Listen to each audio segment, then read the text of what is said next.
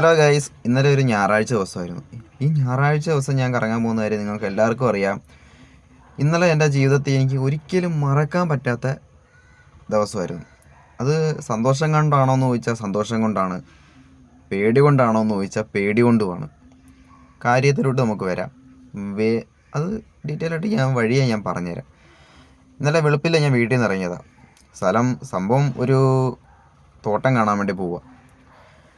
എനിക്ക് കാര്യം നിസ്സാരമായൊരു തോട്ടമാണെങ്കിലും ആ തോട്ടം കാണണമെങ്കിൽ ഒരുപാട് ദൂരം സഞ്ചരിക്കണമായിരുന്നു. ആ പോകുന്ന വഴിയിൽ തേക്കൻകാട് കണ്ടു. അണ്ടൂർ, പത്തനംതിട്ട, റാന്നി, കുമളി വഴിയായിട്ടാണ് നമ്മൾ പോയത്. ആ വഴി പോയി കഴിഞ്ഞാൽ അറിയാം, പോയിട്ടുള്ളവർക്കറിയാം, ഭയങ്കരമായ കാഴ്ചകളാണ് അവിടെ ഉള്ളത്. വഴിയിലെല്ലാം നമുക്ക് കാഴ്ചകൾ കൊണ്ട് മനം കുളിർക്കുന്ന കാഴ്ചകളാണ്. പണ്ട് ഈ വഴി ഞാൻ ശബരിമലയിലൊക്കെ പോകുന്ന സമയത്ത് വണ്ടിക്കകത്തിരുന്ന്, കാറിനകത്തിരുന്ന്, ആ ഒരു സൈഡ് സീറ്റിൽ ഇരുന്ന് ഗ്യാലറിയിൽ ഇരുന്ന് നമ്മൾ കാണത്തില്ല, തിയേറ്ററിൽ നിന്ന് സിനിമ ഒക്കെ കാണില്ല, ആ ഒരു ഫീലിൽ ഇങ്ങനെ കാണുന്നതേ ഉള്ളൂ. ഇന്ന് ഞാൻ അവിടേക്ക് ഇറങ്ങി നിന്ന് ഒരുപാട് ആസ്വദിച്ചു. ഞാൻ ശബരിമലയിൽ പോവാതെ തന്നെ ഞാൻ ജീവിതത്തിൽ ആദ്യമായിട്ട് ഞാൻ പേട്ടതുള്ളലും കണ്ടു. എൻ്റെ ഒരു 7-8 വട്ടം ഞാൻ ശബരിമലയിൽ പോയിട്ടുണ്ട്. പക്ഷേ ആദ്യമായിട്ടാണ് ഞാൻ പേട്ടതുള്ളൽ കാണുന്നത്. എരുമേലി വഴിയാണല്ലോ നമ്മൾ പോയത്. വഴിയിലെല്ലാം നമ്മൾ സ്വാമിമാരെ കണ്ടു. രാവിലെ നമ്മൾ അങ്ങോട്ട് പോയ സമയത്ത് വലിയ ബ്ലോക്ക് ഇല്ലായിരുന്നു. ബ്ലോക്ക് ഉണ്ടോയെന്ന് ചോദിച്ചുകൊണ്ട്, പക്ഷേ ഒരു പക്കാ ബ്ലോക്കല്ല. അതുകൊണ്ട് തന്നെ സാവധാനം ഒരുപാട് കാഴ്ചകൾ കണ്ടു വന്നതിൻ്റെ ഒരു സന്തോഷമുണ്ട്. പേട്ടതുള്ളലും കാണാൻ പറ്റി, അതിലും വലിയ സന്തോഷമുണ്ട്.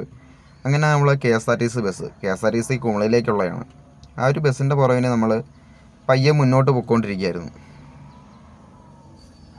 അവിടെ ട്രാഫിക് പോലീസ് വൺ വേ ആണെന്ന്, മുന്നേ വൺ വേ ആണെന്ന് എനിക്കറിയില്ല, എന്തായാലും ഇപ്പോൾ അത് വൺ വേ ആണ്. തിരക്ക് കൊണ്ടായിരിക്കണം ഇടത്തോട്ട് കട്ട് ചെയ്തു പോകുന്ന വഴിയിൽ എനിക്ക് തോന്നുന്നു ഇത് മണിമലയാറിൻ്റെ ഒരു ഭാഗമാണെന്നാണ് തോന്നുന്നത്. വളരെ മനോഹരമായൊരു കാഴ്ചയായിരുന്നു ഈ ഒരു നദിയുടെ തീരത്ത്. വെള്ളം കുറവാണെങ്കിലും കാഴ്ചയുടെ ആ ഒരു ഭംഗിക്ക് ഒട്ടും കുറവില്ലായിരുന്നു. പോകുന്ന വഴിയിൽ സൈഡിൽ കണ്ട് ഞാൻ വണ്ടി നിർത്തിയതാണ്. ഒരുപാട് ആസ്വദിച്ചു. അവിടെ നിന്ന് 2 ചേട്ടന്മാർ ചാക്കിനകത്ത് മണൽ കോരിക്കൊണ്ട് പോകുന്നുണ്ടായിരുന്നു. അത് ലീഗലാണോ ഇല്ലീഗലാണോ എന്നൊന്നും എനിക്കറിയത്തില്ല. അവരെ ഞാൻ കൂടുതലും കൊണ്ട് സൂം ചെയ്തതുമില്ല. കാരണം അതിന് തെറ്റാണ് എങ്കിൽ അവരവരുടേത് ആവശ്യത്തിനായിരിക്കുമല്ലോ കോരുന്നത്. നമ്മുടെ ഈ ഒരു വീഡിയോ കാരണം അവർക്കൊരു ദോഷം ഉണ്ടാവരുതല്ലോ. അങ്ങനെ കുറേ കൂടെ നമ്മൾ മുന്നോട്ട് പോയി നമ്മുടെ ചാർലി സിനിമയിലൊക്കെ കണ്ടിട്ടുള്ള ഈ ഒരു വെള്ളച്ചാട്ടത്തിന് മുമ്പിലെത്തി, വെങ്ങത്താനം വാട്ടർഫാൾസ്. ഇവിടേക്കൊരു യാത്ര വരണമെന്ന് ഞാൻ ആഗ്രഹിച്ചു, ഇവിടേക്ക് മാത്രമായിട്ട് വരണമെന്ന്. പക്ഷേ ഒരു അവസരം കിട്ടിയില്ല. ഇന്ന് ജീവിതത്തിൽ ആദ്യമായിട്ട് ഞാൻ വെങ്ങത്താനം വാട്ടർഫാൾസിൻ്റെ ആ ഒരു സ്ഥലത്ത് ഞാൻ പോയി. അവിടെ എത്തി വെള്ളച്ചാട്ടം നന്നായിട്ട് ആസ്വദിച്ചു. വെള്ളം ഒരുപാടൊന്നുമില്ല, എന്നാലും കാഴ്ചയ്ക്ക് അതിമനോഹരം തന്നെയായിരുന്നു. സ്വാമിമാർ, ശബരിമലയിലേക്കുള്ള സ്വാമിമാർ ഇവിടെ ഇറങ്ങി കുളിക്കുന്നതൊരു പതിവാണ്. തമിഴ്നാട്ടിലുള്ള ആൾക്കാർക്ക് വെള്ളം കണ്ടു കഴിഞ്ഞാൽ ഭയങ്കര ഒരു സന്തോഷമാണെന്നാണ് തോന്നുന്നത്. പ്രത്യേകിച്ച് വെള്ളച്ചാട്ടങ്ങൾ, കുളങ്ങൾ, ഇതൊക്കെ കണ്ടു കഴിഞ്ഞാൽ അവർ കൂട്ടത്തോടെടുത്ത് ചാടും. അവിടെ നിന്ന് കുറേ കൂടെ മുന്നോട്ട് പോയപ്പം താണ്ട കിടക്കുന്ന തേയിലത്തോട്ടം. ഒരു യാത്രികൻ എന്നുള്ള നിലയിൽ ഈ ഒരു റൂട്ടിൽ കൂടെ വണ്ടി ഓടിക്കാൻ പറ്റിയിട്ടില്ലെങ്കിൽ അത് അയാളുടെ ജീവിതത്തിൽ അയാൾക്ക് ഉണ്ടാകുന്ന നഷ്ടങ്ങളിൽ ഏറ്റവും വലിയൊരു നഷ്ടമാണെന്ന് ഞാൻ പറയത്തുള്ളൂ. അത്രയ്ക്കും മനോഹരമായൊരു റോഡായത്. മനം കുളിർക്കുന്ന കാഴ്ച. സ്വർഗവും നരകവും എല്ലാം ഭൂമിയിൽ തന്നെയാണെന്നാണ് ഞാൻ വിശ്വസിക്കുന്നത്. അത് എൻ്റെ ആ ഒരു വിശ്വാസം ഒന്നും കൂടി ഊട്ടി ഉറപ്പിക്കുന്ന രീതിയിലായിരുന്നു ഈ ഒരു റോഡിൻ്റെ ഒരു അവസ്ഥ. റോഡല്ല, ഈ ഒരു സ്ഥലത്തിൻ്റെയും റോഡിൻ്റെയും അവസ്ഥ. പോരാത്തിന് ആ ഒരു അന്തരീക്ഷവും ആ ഒരു ക്ലൈമറ്റ്, നല്ല കൊടിയ തണുപ്പായിരുന്നു. അത് ഭയങ്കര തണുപ്പത്ത് നടന്ന് നീങ്ങുന്ന ആ ഒരു ഫീലുണ്ടല്ലോ, അത് അതിമനോഹരമാണ്. മുകളിലൊക്കെ നല്ല രീതിയിൽ തന്നെ കോടയുണ്ട്. കാഴ്ചയിലും അതിമനോഹരമായ ഒരു സ്ഥലമാണ്. ആ ഒരു തേയിലത്തോട്ടം കഴിഞ്ഞ് കുറച്ചൊക്കെ മുന്നോട്ട് വന്നപ്പോൾ ഒരു കാഴ്ചയാണത്. ഓരോ സ്ഥലങ്ങൾ കാണുമ്പോഴും വണ്ടി നിർത്തി ഇറങ്ങാതെ എനിക്ക് മുന്നോട്ട് പോകാൻ എനിക്ക് തോന്നിയില്ല. നമ്മളൊരു സ്ഥലത്ത് പോകുമ്പോൾ ആ ഒരു ലക്ഷ്യം മാത്രം വെച്ച് വണ്ടി ഓടിച്ച് പോകുന്നത് എൻ്റെ ഒരു ശീലമല്ല. ഒരു അത്യാവശ്യത്തിന് പോകുമ്പോൾ ഓക്കെ, അല്ലാതെ ഒരു യാത്രികൻ എന്നൊരു നിലയിൽ മുന്നോട്ട് പോകുമ്പം നമ്മുടെ കണ്ണിലുടക്കുന്ന, നമ്മളെ ആകർഷിക്കുന്ന എല്ലായിടവും വണ്ടി നിർത്തണം. അതെല്ലാം കണ്ട് എൻജോയ് ചെയ്യണം. എനിക്ക് തോന്നുന്നത് ഇത് മുല്ലപ്പെരിയാറിൽ നിന്ന് തമിഴ്നാട്ടിലേക്ക് വെള്ളം കൊണ്ടുപോകുന്ന ആ ഒരു പൈപ്പാണെന്നാണ്. ഞാൻ ഇതിനെക്കുറിച്ച് നോക്കിയില്ല, ആണെന്നാണ് എൻ്റെ ഒരു വിശ്വാസം. അവിടെയും നല്ലൊരു വ്യൂ പോയിൻ്റ് കണ്ടു. അവിടെയും ഞാൻ വണ്ടി നിർത്തി. കോടമഞ്ഞിൻ്റെ എന്താ പറയുക, ഭയങ്കരമായിട്ടുള്ള കോടയായിരുന്നു ആ ഭാഗത്തൊക്കെ. അതിലും മനോഹരമായ കാഴ്ചകളാണ്. ഈ ഒരു റൂട്ട് ബൈക്ക് ഓട്ടിച്ച് തന്നെ പോകണം. കാറിലോ ബസ്സിലോ ഒക്കെ പോയി കഴിഞ്ഞാൽ ഇത്രത്തോളം എൻജോയ് ചെയ്ത് നമുക്ക് പോകാൻ പറ്റത്തില്ലെന്നുള്ള കാര്യം 100-150% ഉറപ്പുള്ള കാര്യം. അത്ര ഒരുപക്ഷെ ഞാൻ ബൈക്ക് യാത്ര ഇഷ്ടപ്പെടുന്നത് കൊണ്ടായിരിക്കാം ഞാൻ ഇങ്ങനെ പറഞ്ഞത്. ബസ്സിലും കാറിലും യാത്ര ചെയ്യുന്നവർക്ക് അതായിരിക്കും ഏറ്റവും വലുത്. അവരെ കുറ്റം പറയാൻ പറ്റില്ലല്ലോ. ഓരോരുത്തർക്കും ഓരോ ഇഷ്ടമല്ലേ. എൻ്റെ ഇഷ്ടം ഇതാ. ഇവിടുന്ന് അങ്ങോട്ട് ചുരം ഇറങ്ങുവാണ്. ഹെയർ പിന്നുകൾ കാര്യങ്ങളൊക്കെ ഉണ്ട്. മാരകമായ ഹെയർ പിന്നും കാര്യങ്ങളൊന്നും അല്ല, പക്ഷേ ആ ഒരു വഴി അത് ഭീകരമായിരുന്നു. ഫോണിൽ വീഡിയോ എടുക്കുന്നത് കൊണ്ട് തന്നെ എനിക്ക് അതെല്ലാം പകർത്തുന്നതിന് ഒരുപാട് പരിമിതികളുണ്ടായിരുന്നു. ഞാനിപ്പോൾ തമിഴ്നാട്ടിലാണ് നിൽക്കുന്നത്. ആ ചുരം ഇറങ്ങിയ ഒന്ന് ഞാൻ തമിഴ്നാട്ടിൽ കയറി. ആ ഒരു വ്യൂ, ഞാൻ മുന്നേ തെങ്കാശി പോയപ്പോഴും ആര്യങ്കാവ് ചെക്ക് പോസ്റ്റ് കഴിഞ്ഞ് ഇങ്ങോട്ട് ഇറങ്ങി വന്ന് തിരിഞ്ഞു നോക്കിയപ്പം അതിഭയങ്കരമായൊരു വ്യൂ ആയിരുന്നു. ഈ പ്രാവശ്യം അതേപോലെ തന്നെ. അങ്ങനെ നമ്മൾ മുന്തിരിത്തോട്ടത്തിൽ എത്തിയിട്ടുണ്ട്. മുന്തിരിത്തോട്ടം കാണാനാണല്ലോ നമ്മൾ വന്നത്. ഞാനത് പറഞ്ഞിട്ടില്ലായിരുന്നല്ലേ. ആ മുന്തിരിത്തോട്ടം എന്നുള്ളത് മലയാളത്തിൽ എഴുതി വെച്ചിരിക്കുന്നത്. കാരണം മലയാളികൾക്കാണല്ലോ മുന്തിരിത്തോട്ടം ഒരു കൂടുതൽ പുതുമ. തമിഴന്മാർക്കതില്ല. ഇവിടെ ജെന്നീസ് എന്ന് പറഞ്ഞൊരു ഫാം കണ്ടോ, അതും മുന്തിരിത്തോട്ടം തന്നെയാണ്. അതിൻ്റെ ഓപ്പോസിറ്റ് MSR എന്ന് പറയുന്ന ഫാം. ഇവർ രണ്ടുപേരും കോമ്പറ്റീഷൻ ആണെന്ന് തോന്നുന്നു. റോഡിനപ്പുറം ഇപ്പുറമാണ് മുന്തിരിത്തോട്ടം. നമ്മൾ MSRലാണ് കയറിയത്. 27 വർഷത്തെ പാരമ്പര്യമുണ്ട് ഈ ഒരു മുന്തിരിത്തോട്ടത്തിന്.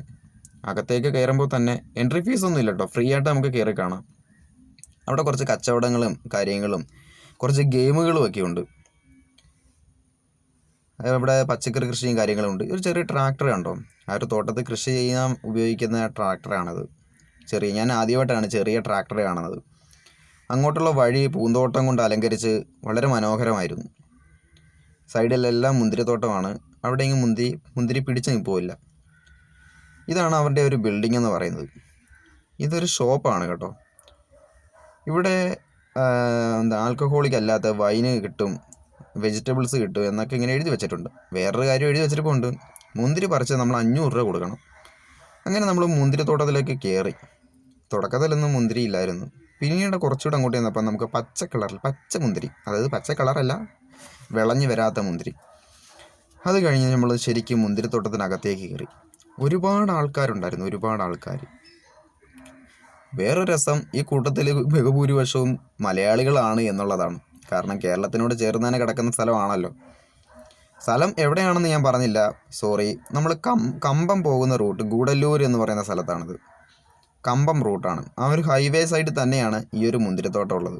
ഗൂഗിൾ മാപ്പിനകത്ത് MSR ഗ്രേപ്പ് ഫാം എന്നടിച്ചു കൊടുത്താൽ നമുക്ക് കറക്റ്റായിട്ട് കിട്ടും. ജെന്നീസ് ഫാമും MSRൻ്റെ ഗ്രേപ്പ് ഫാമും വളരെ പ്രശസ്തമാണ്. ആ മുന്തിരിക്കുല ഞാൻ എൻ്റെ ജീവിതത്തിൽ ജനിച്ചിട്ട് ഇന്ന് വരെ നേരിട്ട് ഒരു മുന്തിരിത്തോട്ടം ഞാൻ കണ്ടിട്ടില്ല. നമ്മുടെ സിനിമയിൽ ദിലീപിൻ്റെ ഒരു സിനിമയുണ്ട്, ആഗതനോ അങ്ങനെയാണെന്ന് തോന്നുന്നു. അതിനകത്ത് മുന്തിരിത്തോട്ടം കാണിക്കുന്നുണ്ട്. അന്ന് ഞാൻ വിചാരിച്ചില്ല നേരിട്ടൊരു മുന്തിരിത്തോട്ടത്തിനകത്ത് കയറാൻ പറ്റുമെന്നുള്ളത്. അതിമനോഹരമായ കാഴ്ചയായിരുന്നു. ജീവിതത്തിൽ ആദ്യമായിട്ട് കാണുന്നത് കൊണ്ട് തന്നെ അത്ഭുതമായിരുന്നു എനിക്ക്, ഭയങ്കരമായിട്ട് അത്ഭുതം. പണ്ട് എൻ്റെ വീട്ടിൽ അച്ഛനൊരു മുന്തിരി വള്ളി കൊണ്ടുവച്ചിട്ടുണ്ടായിരുന്നു. അത് കിളിച്ചു, മുന്തിരി വള്ളി കുറച്ച് പടർന്നു. ഒരു പരിധി വരെ പടർന്നു കഴിഞ്ഞപ്പോൾ പിന്നീട് അത് മുരടിച്ചുണങ്ങിപ്പോയി. തണുത്ത കാലാവസ്ഥയിലല്ലേ മുന്തിരി കൂടുതൽ കിളിക്കുക എന്നാണ് എനിക്ക് തോന്നുന്നത്. ഞാൻ നോക്കിയിട്ടില്ല, അങ്ങനെയാണ് ഞാൻ വിശ്വസിച്ചിരുന്നത് ഇതുവരെ. ഞാൻ കൂടുതൽ റിസർച്ച് ചെയ്ത് ഞാൻ നോക്കിയിട്ട് ഞാൻ പറയാം, ആണെന്നാണ് എൻ്റെ വിശ്വാസം. അങ്ങനെ ആ ഒരു മുന്തിരി വള്ളികളുടെ ആ ഒരു തോട്ടത്തിനിടയിലൂടെ പയ്യെ ഇങ്ങനെ മന്ദം ഞാനിങ്ങനെ നടന്ന് നീങ്ങുകയാണ്. അതിനപ്പുറത്തേക്ക് വേറൊരു തോട്ടമുണ്ട്, ഒരുപാട് മുന്തിരികൾ പിടിച്ചിരിക്കുന്ന വേറൊരു വലിയ തോട്ടം ഇവരുടെ തന്നെ ഉണ്ട്. പക്ഷെ അങ്ങോട്ട് നമുക്ക് എൻട്രി ഇല്ല. ആൾക്കാർക്ക് കാണാൻ വേണ്ടി മാത്രം ഒരു ചെറിയ സ്പേസാണ് അവർ ഒരുക്കി വെച്ചിരിക്കുന്നത്. നമുക്ക് ഇവിടെ കയറുന്നതിന് എൻട്രി ഫീസ് കാര്യങ്ങളൊന്നുമില്ല. ഇതാണ് അവരുടെ ഷോപ്പ്. ഇവിടെ നമുക്ക് 3 കിലോയ്ക്ക് 180 രൂപയാണ്. 1 കിലോ 60 രൂപയെന്നും പറയും നമ്മൾ അട്രാക്റ്റ് ചെയ്യും. പക്ഷെ നമ്മൾ പോയി ചോദിക്കുമ്പോൾ 1 കിലോ ആയിട്ട് കിട്ടത്തില്ല, 3 കിലോ ആയിട്ട് കിട്ടും. പക്ഷെ ഇവൻ ആരാ മുതൽ, എൻ്റെ കൂടെ വന്നവനാണ്, എൻ്റെ അനിയനാണ്.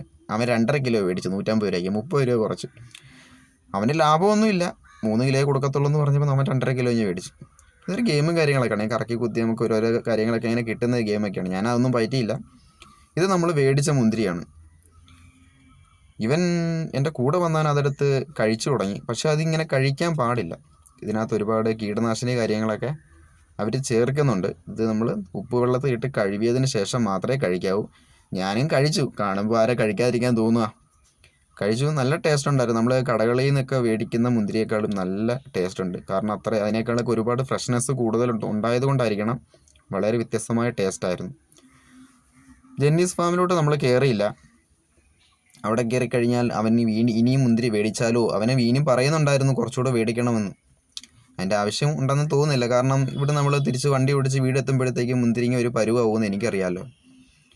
ഇത് മുന്തിരിത്തോട്ടത്തിനടുത്ത് തന്നെയുള്ള സ്ഥലമാണ്. ഇവിടെ മൊത്തം കൃഷിയാണ്. തമിഴ്നാട് മൊത്തം കൃഷിയാണ്. തെങ്ങായിക്കോട്ടെ, പച്ചക്കറി ആയിക്കോട്ടെ, എന്തൊക്കെ കൃഷിയാണോ എന്തോ, മൊത്തം കൃഷി. ഇവിടെ റോഡ് സൈഡിൽ, ഹൈവേ സൈഡിൽ എല്ലാം ഇവിടെ കൃഷിയാണ് മെയിൻ. അതുകൊണ്ട് തന്നെ കാണാൻ വളരെ മനോഹരമായ സ്ഥലമാണ്. പറയാൻ വിട്ടുപോയി, നമ്മളൊരു വെള്ളച്ചാട്ടത്തിലോട്ട് പോവുക. ആ പോകുന്ന വഴിയിലുള്ളൊരു വ്യൂ ആണിത്. അത് കണ്ടപ്പോൾ എനിക്ക് നിർത്താതിരിക്കാൻ തോന്നിയില്ല. ആ മുന്നിലുള്ളൊരു മല കണ്ടോ, ഇത് ക്യാമറയ്ക്കകത്ത് അത്ര ക്ലിയർ ആവത്തില്ല, എനിക്കറിയാം അത്. പക്ഷെ നേരിട്ട് ഇതിൻ്റെ ഒരു ഭംഗി എന്ന് പറഞ്ഞ് നമ്മൾ ശരിക്കും സ്വർഗം എന്ന് പറഞ്ഞ് അത് ഭൂമിയിൽ തന്നെയാണ്, അല്ലാതെ മരിച്ചു കഴിഞ്ഞാൽ മുകളിൽ ചെന്നിട്ടൊന്നും അല്ല. അതൊക്കെ അന്ധവിശ്വാസമാണെന്ന് വിശ്വസിക്കുന്ന ഒരാളാണ് ഞാൻ. സ്വർഗവും നരകവും എല്ലാം ഭൂമിയിൽ തന്നെ. നമ്മുടെ ജീവിത രീതി അനുസരിച്ച് നമുക്ക് സ്വർഗവുമായിരിക്കും, അത് നരകവുമായിരിക്കും.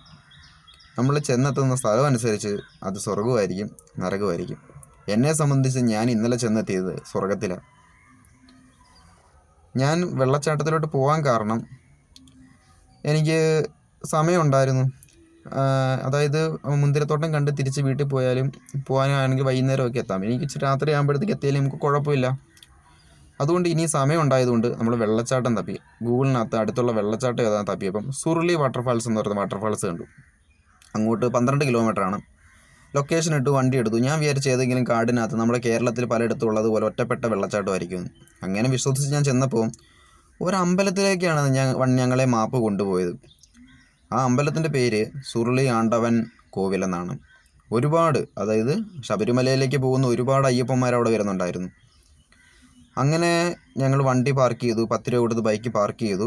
ഒരു ചെറിയ ഗേറ്റ് കടന്നപ്പോൾ അതാണ്ട് ഈ ഒരു ആശാൻ ഇവിടെ ഇങ്ങനെ ഇരിക്കുന്നു. അത് വേസ്റ്റ് ബിന്നാണ്. അതിനകത്തുനിന്ന് പുള്ളിക്ക് ഇഷ്ടപ്പെട്ട സാധനങ്ങളൊക്കെ എടുത്ത് കഴിച്ചുകൊണ്ടിരിക്കുകയാണ്. എന്നെ കണ്ടപ്പോൾ പുള്ളി ഒന്ന് ചീറ്റി. ആ ചീറ്റുന്നതിൻ്റെ എക്സ്പ്രഷൻ ക്യാമറയിലുണ്ടോ എന്ന് എനിക്കറിയില്ല, ഇല്ലെന്നാണ് എനിക്ക് തോന്നുന്നത്. ചീറ്റിയപ്പോഴാണ് ഞാൻ ക്യാമറ ഓഫ് ചെയ്തത്. ആ തൊട്ടടുത്ത് തന്നെ പാർക്കൊക്കെ ഉണ്ട്, കുട്ടികൾക്കായിട്ടുള്ളൊരു പാർക്കൊക്കെയാണ്. ഇവിടെ ടിക്കറ്റ് ഉണ്ട് കേട്ടോ. അത് ഭയങ്കര കോമഡിയാണ്.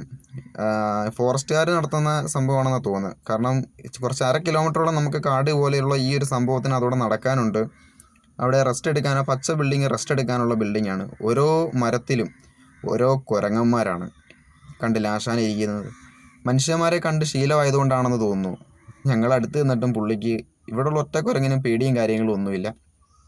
ടിക്കറ്റിൻ്റെ കാര്യം ഞാൻ പറഞ്ഞില്ല. ഒരാൾക്ക് 30 രൂപയാണ്. ക്യാമറ കയറ്റുന്നെങ്കിൽ 50 രൂപ. പിന്നെ നിങ്ങൾക്ക് 1/2 കിലോമീറ്റർ നടക്കാൻ പറ്റത്തില്ല, ബസ്സിൽ പോകണമെന്നുണ്ടെങ്കിൽ 100 രൂപ 200 രൂപ ഒക്കെയാണ് ബസ്സിൻ്റെ ചാർജ്. അവിടെ ഒരു ബസ്സുണ്ട്, തമിഴിലാണ് ഇവർ എഴുതി വെച്ചിരിക്കുന്നത്. അതുകൊണ്ട് എത്ര പേർക്കാണ് 100, എത്ര പേർക്കാണ് 200 എന്നൊന്നും എനിക്ക് മനസ്സിലാവാത്ത ഒരുപാട് കാര്യങ്ങളുണ്ട്. ഇവിടെ വിശേഷപ്പെട്ട ഒരുപാട് മരങ്ങളുണ്ട്, അതിൻ്റെ പേരും തമിഴില്ല. അതെനിക്ക് മനസ്സിലായിട്ടില്ല. ഇത് ഒരു ടോയ്ലറ്റാണ്. ഇത് ആണുങ്ങളുടെ ആണോ പെണ്ണുങ്ങളുടെ ആണോ എന്ന് എനിക്ക് മനസ്സിലായില്ല. പക്ഷെ എനിക്ക് മനസ്സിലായി എങ്ങനെയാണെന്ന് വെച്ചാൽ, ഇതാണ് കാരണം. വളരെ മനോഹരമായൊരു സ്ഥലം, അവിടെ ഒറ്റപ്പെട്ടൊരു ബിൽഡിങ്, അവിടെയും തമിഴിൽ എഴുതി വെച്ചിട്ടുണ്ട്. ടോയ്ലറ്റാണെന്ന് മനസ്സിലായി. അടുത്ത് ചെന്നപ്പോൾ അവിടെ ഒരു പടം, ഒരു സ്ത്രീയുടെ പടം. അപ്പോൾ മനസ്സിലായി ഇത് സ്ത്രീകളുടെ ടോയ്ലറ്റും മറ്റേത് പുരുഷന്മാരുടെ ടോയ്ലറ്റും ആണെന്ന്. ഞാനിവിടുത്തെ ടിക്കറ്റിനെ കുറിച്ച് പറഞ്ഞില്ലല്ലോ.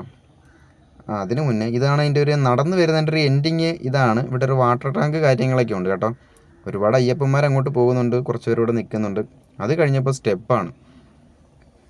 ഈ സ്റ്റെപ്പ് കയറി മുകളിലോട്ട് ഇങ്ങനെ കയറിയ അതിമനോഹരമായ ഒരു വെള്ളച്ചാട്ടം നമുക്ക് കാണാൻ പറ്റും എന്നുള്ള വിശ്വാസത്തിൻ്റെ പുറത്താണ് ഞാൻ ഈ കയറി വന്നത്. 12 കിലോമീറ്റർ വണ്ടി ഓടിച്ച്, അതിൽ 100 മീറ്റർ ഓഫ് റോഡ് വണ്ടി ഓടിച്ച്, ഒരുപാട് റിസ്ക് എടുത്ത് വഴി അറിയാമേ തപ്പിപ്പിടിച്ച് മഴയത്ത് ഓടിപ്പിടച്ച് ഇവിടം വരെ വന്നത് ആ ഒരു വെള്ളച്ചാട്ടത്തിൻ്റെ ഭംഗി ആസ്വദിക്കാനാണ്. അങ്ങനെ ഞാൻ മുകളിലെത്തി ആ വെള്ളച്ചാട്ടം കണ്ടു. ഇതാണ് ആ വെള്ളച്ചാട്ടം. വളരെ ഇഷ്ടപ്പെട്ടു. പക്ഷേ നിന്ന് തിരിയാനുള്ള സ്ഥലമില്ല അവിടെ. മനസ്സിലായോ? നമ്മുടെ ഈ തമിഴ്നാട്ടിൽ ഒരു വെള്ളച്ചാട്ടം ഉണ്ടെങ്കിൽ അവിടെ ഒറ്റയ്ക്ക് പോയി അല്ലെങ്കിൽ തിരക്ക് കുറഞ്ഞ സമയത്ത് പോയി സമാധാനത്തോടെ ഇരുന്ന് അത് കാണാമെന്നുള്ളൊരു വിശ്വാസം ആർക്കും വേണ്ട. കാരണം വെള്ളച്ചാട്ടം കണ്ടു കഴിഞ്ഞാൽ നമ്മുടെ തമിഴ് മക്കൾ, നമ്മുടെ തമിഴ് സഹോദരങ്ങൾ അതിനേക്ക് ചാടി ഇറങ്ങും. പിന്നെ ഒരു ബഹളമായിരിക്കും അവിടെ.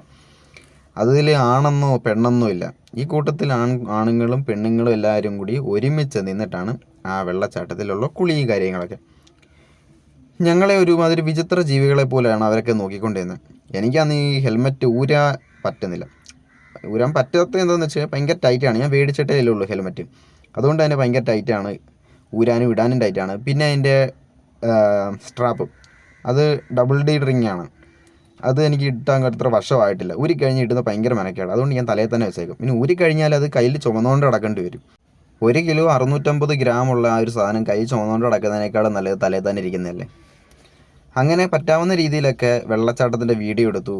ആ ഒരു സൗന്ദര്യം മര്യാദയ്ക്ക് ആസ്വദിക്കാൻ പറ്റിയില്ലല്ലോ എന്നുള്ളൊരു വിഷമം മാത്രമേ എനിക്കുണ്ടായിരുന്നുള്ളൂ. ഞാൻ കുറച്ച് നേരമായിട്ട് ഇവിടുത്തെ ടിക്കറ്റിനെ കുറിച്ച് പറയുന്നുണ്ട്, പക്ഷേ ഞാനത് പറയാൻ അവസരം കിട്ടിയിട്ടില്ല. ഞാനത് പറഞ്ഞുതരാം. ഒരാൾക്ക് 30 രൂപയൊക്കെയാണ് ചാർജ്. ഞാനത് പറഞ്ഞല്ലോ. അപ്പം ഈ ടിക്കറ്റ് കൗണ്ടറിൽ ഇരിക്കുന്ന കുറച്ച് ആൾക്കാർ സെക്യൂരിറ്റി കാര്യങ്ങളൊക്കെ ഉണ്ട്. നമ്മളെ ഒരുമാതിരി തീവ്രവാദികളെ പോലെയാണ് അവർ വെൽക്കം ചെയ്യുന്നത്. റെയിൻകോട്ട്, ബാഗ് എല്ലാം അവർക്ക് തുറന്ന് കാണണം. അതിനകത്ത് എന്തൊക്കെയുണ്ട്, എന്തൊക്കെയാണ് എന്നെല്ലാം അവർ പുറത്തെടുത്ത് നോക്കി ചെക്ക് ചെയ്തതിന് ശേഷമാണ് നമ്മളെ അകത്തേക്ക് കടത്തി വിടുന്നത്. എനിക്കങ്ങോട്ട് ഇഷ്ടപ്പെട്ടില്ല അത്. ഞങ്ങൾ റിട്ടേൺ ഇറങ്ങി. ഇവിടെ ഒരു ബോർഡ് കാര്യങ്ങളൊക്കെ വെച്ചിട്ടുമുണ്ട്, വെൽക്കം ടു സുർലി വാട്ടർഫാൾസ്, എന്നിട്ട് അതിൻ്റെ ഒരു മാപ്പ്, പിന്നെ ആ ഭാഗത്തുള്ള സ്ഥലങ്ങളുടെയൊക്കെയാണെന്ന് തോന്നുന്നു ഒരു ലിസ്റ്റും കൊടുത്തിരിപ്പുണ്ട്. ഞാനതൊന്നും കാര്യമായ മൈൻഡ് ചെയ്തിട്ടില്ല. ഇതാണ് ഞാൻ പറഞ്ഞൊരു ചിൽഡ്രൻസ് പാർക്ക്. ഇവിടെ കുട്ടികൾക്കൊപ്പം ഒരുപാട് കുരങ്ങന്മാരും ആ ഒരു പാർക്കിൽ എൻജോയ് ചെയ്യുന്നുണ്ട്. ഇവിടെ ജാക്കറ്റ് കാര്യങ്ങളൊക്കെ വിൽക്കുന്ന ചെറിയൊരു ഷോപ്പുണ്ട്. ആ ഒരു കവാടത്തിനപ്പുറം താണ്ടേ ഇതാണ് അമ്പലം. അമ്പലത്തിലോട്ട് ഞാൻ ക്യാമറയായിട്ട് ചെന്നില്ല, കാരണം ഷൂ ആണ്, റെയിൻകോട്ടാണ്, അത് ശരിയായിട്ടുള്ള കാര്യമല്ലല്ലോ. ഇവിടെ 2 സൈഡിലും ചെറുകിട കച്ചവടക്കാരുടെ ഒരു ബഹളം തന്നെയാണ്. ഒരുപാട് സാധനങ്ങൾ, ചെറിയ ചെറിയ ഐറ്റംസൊക്കെ ഇവിടെ ഇങ്ങനെ നിരന്നിരുന്ന് കച്ചവടം ചെയ്യുന്നുണ്ട്.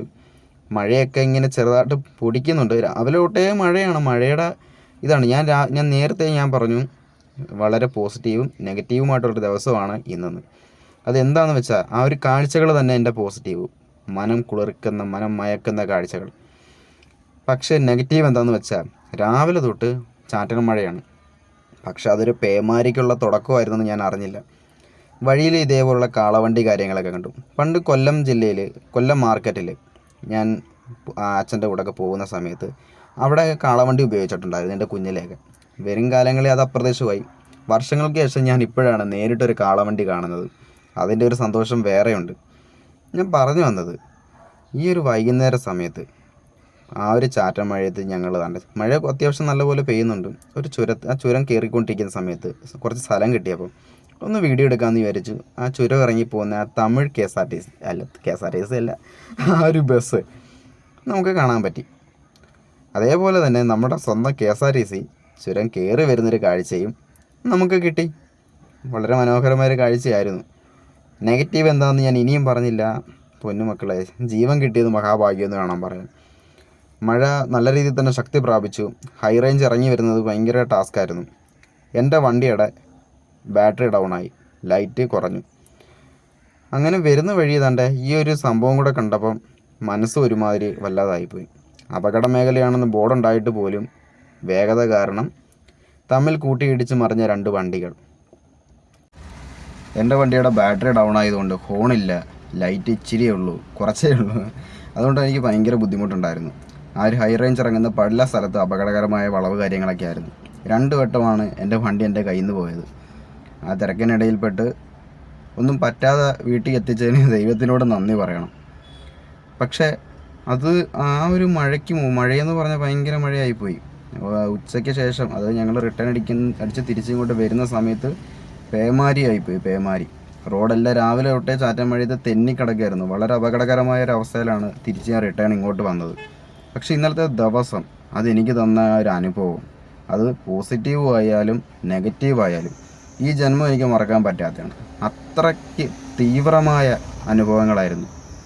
ഇനി അടുത്തൊരു യാത്രയിൽ, അടുത്തൊരു വീഡിയോയിൽ നമുക്കിനി വീണ്ടും കാണാം. ബൈ.